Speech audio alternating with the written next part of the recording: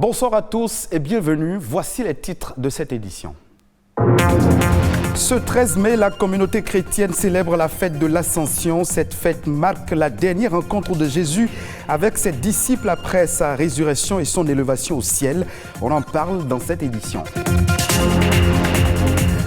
On parlera également des perles de hanche qui révèlent la personnalité de la femme. Certains estiment que l'usage de ces attraits dits de beauté est d'une grande importance, mais d'autres se disent indifférents à leur vue. Et puis, le Sénégal dispose d'un guichet unique désormais fonctionnel pour aider les jeunes entrepreneurs à accéder aux services dans le domaine de l'emploi et de l'entrepreneuriat. À suivre le reportage.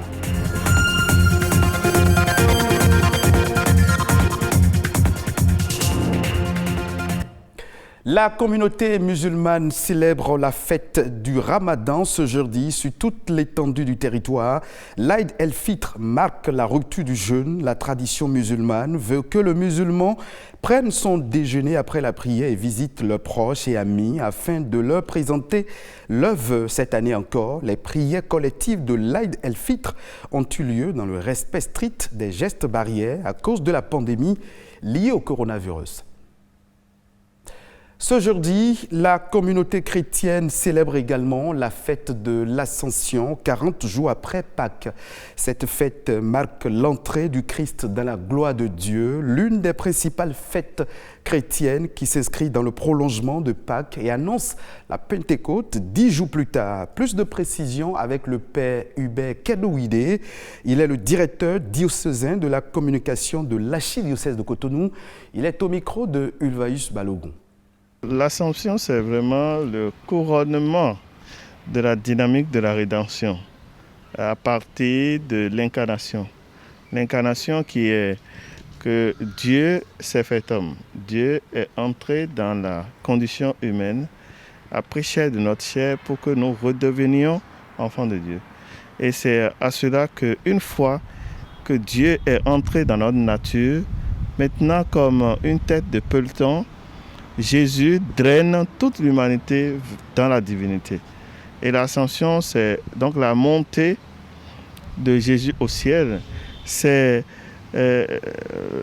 disons, l'entraînement du corps humain dans la communion divine. Le comportement du chrétien catholique part des tests liturgiques. On a dit qu'avant que Jésus ne s'élève devant ses disciples pour monter au ciel, il leur a dit « Allez de toutes les nations, faites des disciples, baptisez-les au nom du Père et du Fils et du Saint-Esprit. » Il y a deux aspects importants. L'universalité. De toutes les nations, sans exception, il faut que tout le monde redevienne enfant de Dieu et entre dans la grande famille des enfants de Dieu. Donc cela n'a pas de frontières, même pendant le temps de pandémie. De toutes les nations, faire des disciples, malgré les barrages, malgré les distanciations sociales, rien ne doit nous empêcher d'aller à la rencontre des uns et des autres dans la fraternité, dans l'entraide mutuelle, dans la solidarité et dans l'assistance aux autres. Et de toutes les nations, faites des disciples, c'est-à-dire faites des hommes et des femmes à l'écoute de Dieu. Et c'est ce que nous célébrons. Nous célébrons notre identité divine, que Dieu s'est fait homme pour que nous soyons Dieu. Nous soyons vraiment à l'image et à la ressemblance de Dieu. Et je pense qu'en célébrant cette fête, cela nous dit que nous ne sommes pas des êtres du moment, mais nous sommes des êtres de toujours. Et notre cheminement est comme un pèlerinage jusqu'au moment où Dieu sera tout en tous. Dans la culture africaine, les perles portées à la hanche constituent un outil de séduction qui trace la silhouette de la femme. Outre la lingerie extra-sexy, le port des perles à la taille va très souvent au-delà de l'arme de séduction qu'on lui attribue. Pour connaître la vraie signification du port des perles à la hanche, Émile Azokota a effectué une descente au marché d'Antokpa. Voici son reportage. Les perles, objet de séduction qui dessine le corps de la femme africaine. Son usage à la hanche est un appât pour séduire les hommes. Pour ses atouts naturels incontestables, nombreuses femmes africaines optent pour le port des perles de hanche. Un attirail qui a traversé les âges, mais n'a rien perdu de son charme. Les femmes doivent porter les perles parce que pourquoi? L'homme ne peut pas rester simple et la femme aussi doit rester simple, c'est pas bon. Il y a des gens qui aiment les grosses perles, il y a des perles comme ça, qu'ils aiment à le porter au rein pour faire exciter leur mari dans la chambre. Moi, personnellement, quand une femme porte les perles, ça m'excite beaucoup. Et moi, quand je vois une femme qui ne porte pas les perles, on dirait que je suis devant un homme comme moi. Donc j'aime beaucoup les perles, je les apprécie. Pour cette psychologue, les perles sont des objets de mise en valeur de la sensualité et de la féminité. Il en existe de différentes formes et de différentes couleurs. Lorsque une femme, en fonction de sa personnalité, choisira tel type de perles, telle couleur de perles et décidera aussi de changer en fonction de ses humeurs, de ses affects, tout cela est imbriqué. Et d'après nos études, encore, nous avons compris que les perles les plus prisées sont les perles appelées dans notre dialecte djennana. Djennana, ce sont des perles qui ont la caractéristique de résister au feu. Donc ces perles, je crois que ce sont les perles les plus prisées. En dehors des perles djennana, il y a les bébés djé. Mieux, cet attrait de beauté a une valeur spirituelle. La plupart importés du Ghana, son coût varie en fonction de sa qualité. Il faut parfois débourser en moyenne une somme de 12 000 à 20 000 francs pour un tour de hanche. Dans certaines familles, sa commercialisation se transmet de génération en génération. Les perles, dans leur diversité, ont donc tout un sens. Une femme qui porte des perles et puis ça pèse sur ses reins, avant que la femme là va avoir les maux de reins, vraiment ce serait difficile. Les perles, il y a beaucoup de vertus dedans.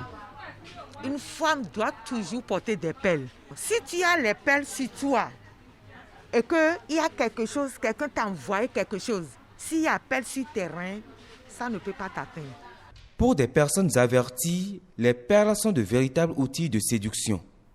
Elles feraient voyager dans un monde érotique où le beau est le seul maître de la conquête du cœur. Aujourd'hui, c'est aussi la journée mondiale de l'injurie pour l'avenir.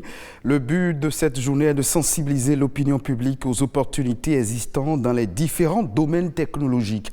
À une époque où les jeunes semblent se désintéresser de plus en plus des matières scientifiques et techniques, il apparaît nécessaire d'inciter la passion pour les secteurs dans lesquels où se joue l'avenir de l'humanité comme celui de la santé, de la recherche ou encore les domaines des énergies nouvelles et des télécommunications.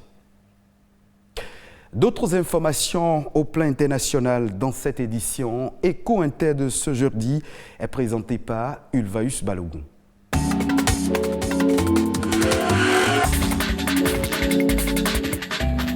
La diaspora togolaise dispose désormais d'un guichet dédié où elle pourra s'informer sur toutes les procédures et actions à mener afin de contribuer au développement de leur patrie. Chaque année, les Togolais de l'extérieur transfèrent officiellement près de 5 millions de dollars, soit 8 à 9% du produit intérieur brut. Cela entre dans le cadre des initiatives du gouvernement togolais en vue de mobiliser des ressources pour financer son développement. La mise en service de ce guichet dédié à la diaspora sera couplée au lancement du programme pour le renforcement de la contribution de la diaspora togolaise à la feuille de route 2020-2025.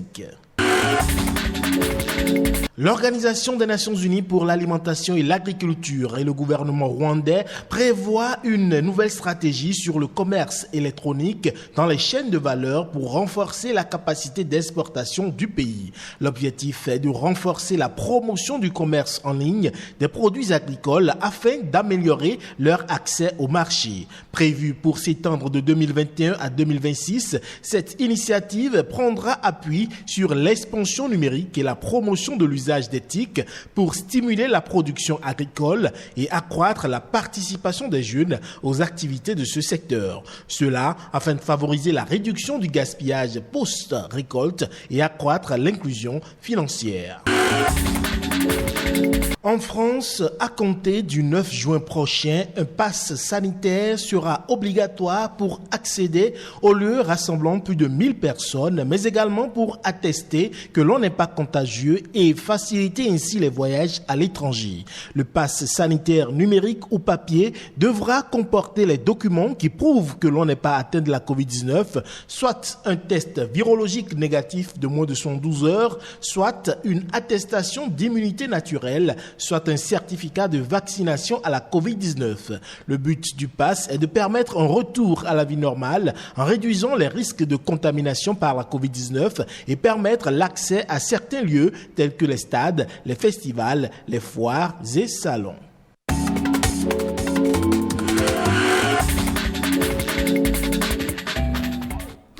Au Sénégal, un nouveau guichet unique est mis en place pour l'emploi et l'entrepreneuriat. Il s'agit d'une plateforme qui permet aux jeunes porteurs de projets d'accéder aux divers services liés à l'entrepreneuriat.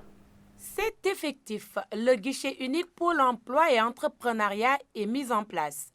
Guédiawaye donne ainsi le ton après le conseil présidentiel pour matérialiser cette direction du chef de l'État. Le dispositif des espaces Sénégal Service sert désormais de cadre à cette nouvelle plateforme dédiée à l'emploi des jeunes. Le président de la République a instruit son gouvernement d'utiliser ces espaces pour vraiment lancer le pôle emploi au niveau des départements.